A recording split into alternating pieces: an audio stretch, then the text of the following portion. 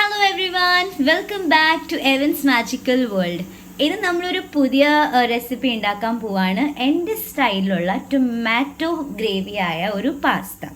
അപ്പോൾ അതിന് വേണ്ടി ഓഫ് കോഴ്സ് നമുക്ക് ടൊമാറ്റോ ആയിരിക്കും മെയിൻ റോൾ ചെയ്യുന്നത്. അപ്പോൾ അതിന് വേണ്ടിയിട്ട് ഞാൻ 2 ടൊമാറ്റോസ് വെള്ളത്തിലേക്ക് നല്ലോണം തിളപ്പിച്ചിട്ട് സ്റ്റീം അല്ല കേട്ടോ, നല്ലോണം ബോയിലാക്കിയിട്ട് വെച്ചിട്ടുണ്ട്.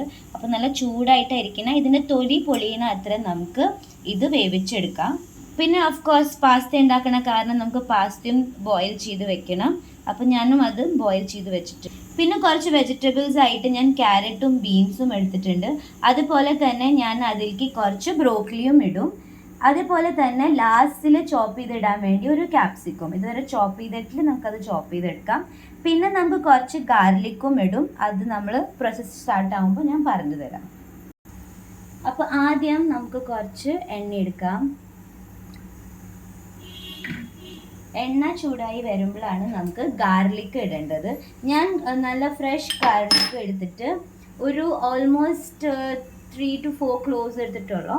എന്നിട്ട് അത് നാണം ക്രഷ് ചെയ്തിട്ട് നമുക്ക് ഈ ചൂടായ എണ്ണയിലേക്ക് ഇടാം.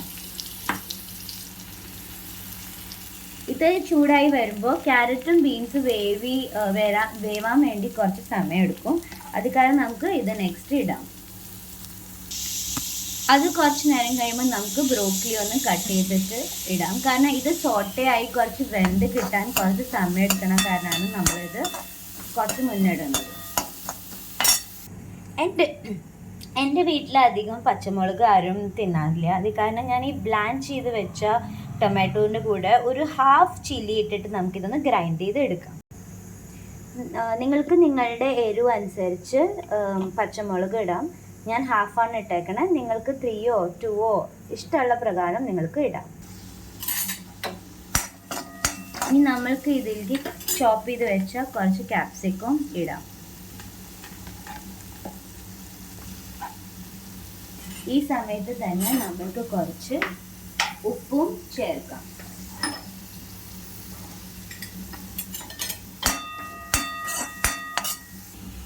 ഇനി ഇതിലേക്ക് നമ്മൾക്ക് അരച്ചു വെച്ച ഈ ബ്ലാൻഡ് ചെയ്ത് വെച്ച ടൊമാറ്റോയുടെ പ്യൂരി ഇടാം.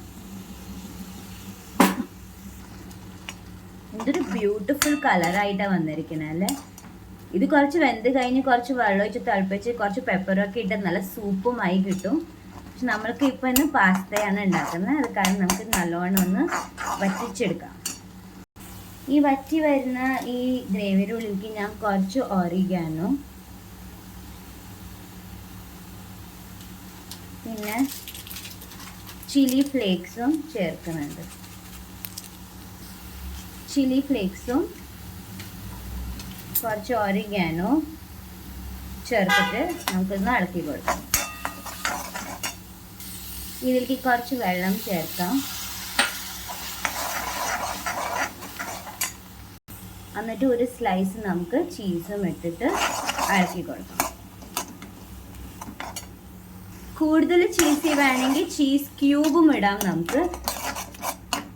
ഞാനിപ്പോൾ ഒരെണ്ണം ഇടണുള്ളൂ. May be 1 more will be tasting better.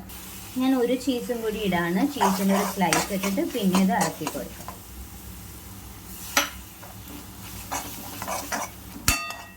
Consistency കുറച്ച് ലൈറ്റ് ആക്കാൻ ഞാൻ കുറച്ചും കൂടി വെള്ളം ചേർക്കാം.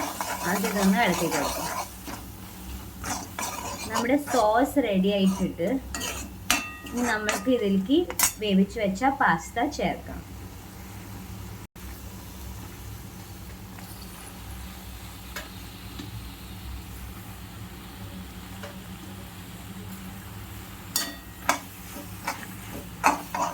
Let's mix it. ആവശ്യമനുസരിച്ച് കുറച്ചും കൂടി ഉപ്പ് ചേർക്കാം. കുറച്ച് നമുക്ക് പെപ്പർ ചേർക്കാം.